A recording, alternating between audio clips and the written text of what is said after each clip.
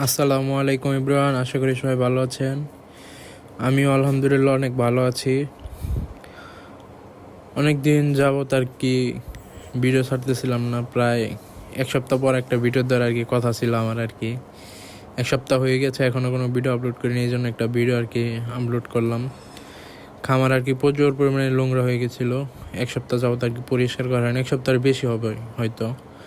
আজকে আর কি পরিষ্কার করব। তারপরে ব্রাহ্মা মুরগির নিচে তুষ দেওয়া হয় নাই, পায়ের পশম বা ফেদার যেটাই বলেন এটা আর কি নষ্ট হয়ে যাইতেছিল, যেহেতু এখন নতুন ফেদার হচ্ছিল মোল্টিংয়ের পর।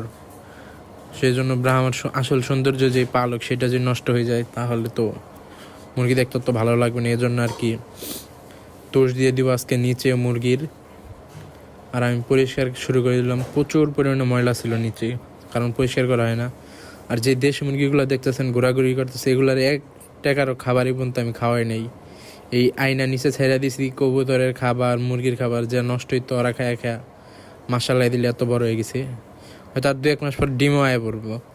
একবারে ছাড়া দেশি মুরগির মতোই এই পালতাছি। হয়তো লেয়ার লেয়ার খাওয়ানো শুরু করলে তখন আর রুমে আসবো না, কারণ শরীরে শক্তি তখন ভালো থাকবো আর কি। যখন দুর্বল হয়ে যায় তখনই আর রুমে আসে, জ্বর আসে।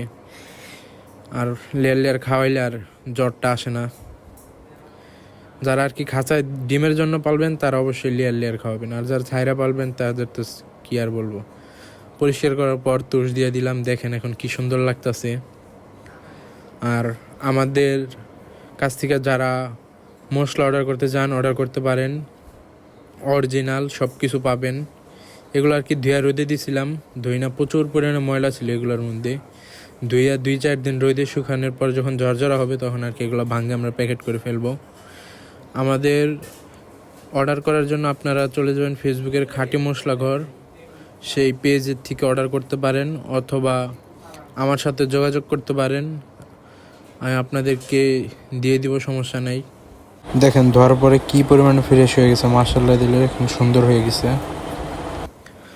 আর কটনিক্সের ডিম যারা অর্ডার করছিলেন ভাই, ডেলিভারির কিছু প্রবলেমের কারণে একটু দিতে দেরি হয়ে গেছে 2-1 দিন, তবে খুব শীঘ্রই পেয়ে যাবেন। হয়তো আজকালের মধ্যে আমি জমা দিয়ে দিব অফিসে। কী কারণে জানি তারা আর কি রিসিভ করতে আসে না, এই পিক আপ রিকোয়েস্ট আমি দিয়ে রাখছিলাম, তবে আশা করি খুব শীঘ্রই পেয়ে যাবেন। আর যারা কটনিক্সের ডিম নিতে চান অবশ্যই যোগাযোগ করবেন কটনিক্সের ডিমের জন্য। সবাই ভালো থাকবেন, আল্লাহ হাফেজ।